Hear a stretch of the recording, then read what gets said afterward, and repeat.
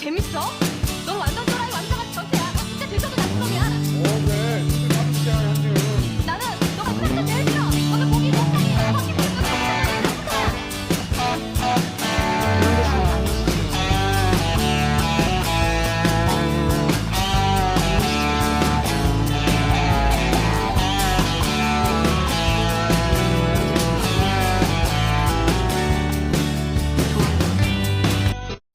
Halo guys, selamat datang di channel Jadul Series, channel yang menceritakan tentang drama dan film jadul.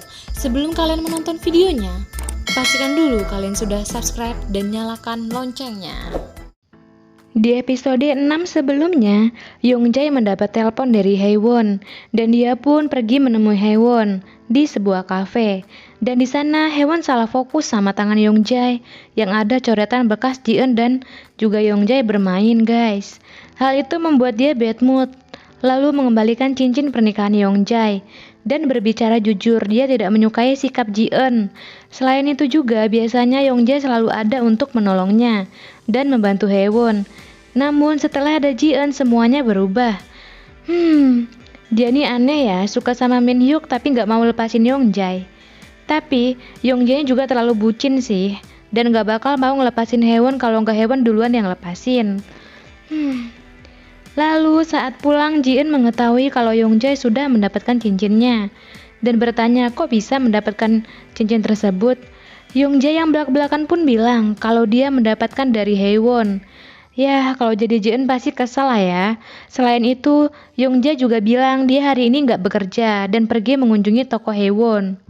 Youngjae yang gak pintar berbohong pun mau gak mau dia mengakuinya di depan Ji-eun.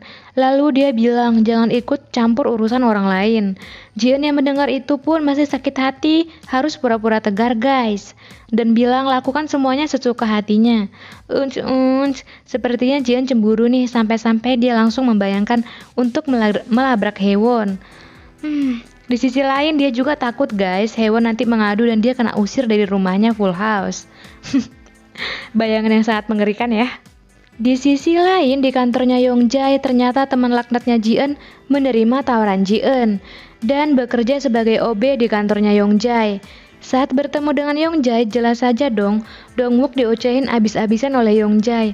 Bahkan sampai dia menangis dan meminta maaf sambil berlutut guys. Lalu Youngjae pun pulang dan mendapatkan rumahnya yang kosong dan gak ada Ji-eun.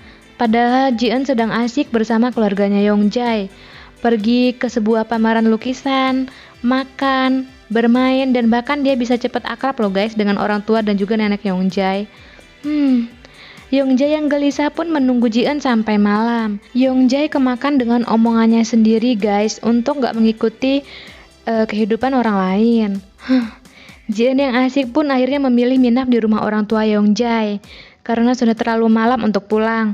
Dan Youngjae yang sudah nggak sabar dan marah-marah pun dia lalu menelpon Ji-eun dan bertanya berada di mana karena sudah terlalu malam belum pulang. Secara nggak sadar sebenarnya Youngjae itu khawatir guys. Lalu malam pun berlalu dan esok paginya Ji-eun pulang memergoki Youngjae yang sedang makan nasi campur atau kata lainnya bibimbap kalau nggak salah sih bahasa Koreanya ya guys. Padahal waktu itu Ji-eun makan dibilang itu makanan anjing. Dia juga ternyata makan makanan anjing deh. Di sisi lain Ji-eun memberitahu kalau dia akan menjaga privasi masing-masing dan waktu masing-masing sesuai yang diinginkan Youngjae. Selain itu juga Ji-eun memberitahu apa-apa yang akan dilakukan ketika Youngjae keluar. Ketika akan bekerja, maka saat malam jam 10 malam dia akan memulai bekerja sampai pagi. Selain itu juga Ji-eun memberitahu kalau dia akan menyediakan apapun yang diperlukan oleh Youngjae. Dan jika dia memerlukan sesuatu bisa menulis memo lalu ditempelkan di depan kulkas. Wah, Ji-eun ini benar-benar menjaga jarak ya guys, karena dia tahu di hati Youngjae masih ada Haewon. Lalu esok harinya sesuai peraturan yang dibuat Ji-eun, semuanya Youngjae lalui sendiri. Dan keperluan dia semuanya sudah dipersiapkan tanpa harus ketemu dan ngomong. Youngjae yang merasa kesepian pun mendatangi Ji-eun. Ya, namun Ji-eun bilang tulis aja di kulkas kalau ada perlu.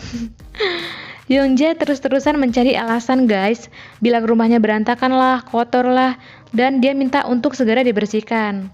Mau nggak mau, akhirnya Ji-eun pun membersihkan sesuai permintaan Youngjae.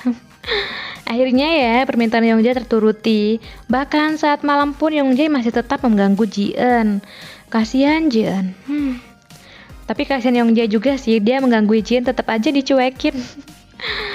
Yongjae yang masih gak kehabisan akal dan masih tetap mengganggu Ji-eun pun akhirnya membuahkan hasil dong. Yongjae sengaja mematikan komputer Ji-eun, padahal di sana lagi ada naskah yang dibuat oleh Ji-eun. Hal itu membuat Ji-eun kesal dan dia mulai cerewet lagi guys. Namun setelah itu mereka pun baikan lagi. Wah, daibak ya emang Yongjae ini. Esok harinya Ji-eun mau datang untuk mengantarkan naskah mingguannya ke Minhyuk. Namun Minhyuk gak ada guys, lalu dia pun mau pulang. Pas banget saat di lift dia ketemu dengan Minhyuk. Lalu mereka pun berangkat bareng ke acara launching film terbarunya Yongjae. Saat di parkiran, secara bersamaan ternyata di sana ada Haewon. Haewon menyaksikan Ji-eun yang sedang turun dari mobil Minhyuk. Memang ya nenek lampir ini. Setelah di dalam, dia terpisah dengan Minhyuk. Secara nggak sengaja dia melihat nenek lampir, yaitu Haewon. Ji-eun yang sudah menyimpan rasa jengkel pun dia datang menemui Haewon. Dia pun mengajak Haewon bertemu berdua guys. Lalu dia bertanya, kenapa berbohong mengenai cincin? Bahkan Haewon nggak menyukai Yongjae, tapi selalu menyusahkan setiap ada masalah. Dan terus menelpon Yongjae, seperti Yongjae itu seorang pelayan guys. Ji-eun pun bilang dengan tegas, tolong untuk jauhkan Yongjae. Namun Haewon masih saja tidak mau. Dan dia malah membuat suasana menjadi panas guys. Dia bilang dia gak bakal melepaskan Yongjae. Dan bilang kalau Ji-eun terlalu banyak meminta kepadanya. Serta mengajak Ji-eun taruhan siapa orang yang paling disayang Yongjae. Bener-bener deh Haewon ini ya. Bahkan saat selesai bertemu dengan Ji-eun, dia langsung merayu Yongjae. Dan memasangkan sialnya dan mengajak pergi setelah pameran itu selesai. Lintah darat deh, sumpah. Lalu saat pameran selesai, Haewon mengajaknya pergi. Dan secara nggak sengaja ketemu di depan parkir. Pas ada Ji-eun juga guys di sana. Saat itu Yongjae menanyakan kenapa Ji-eun nggak datang ke pameran Yongjae. Seperti biasa, Ji-eun membuat alasan yang selalu membuat Yongjae jengkel dan mengajak Yongjae pulang bersama. Namun Yongjae menolak dan bilang kalau dia sudah ada janji dengan Haewon untuk pergi ke suatu tempat. Dan saat mau pergi, Ji-eun bilang jangan pergi dan jangan tinggalkan dia. Jika dia pergi, tak akan ada makan malam.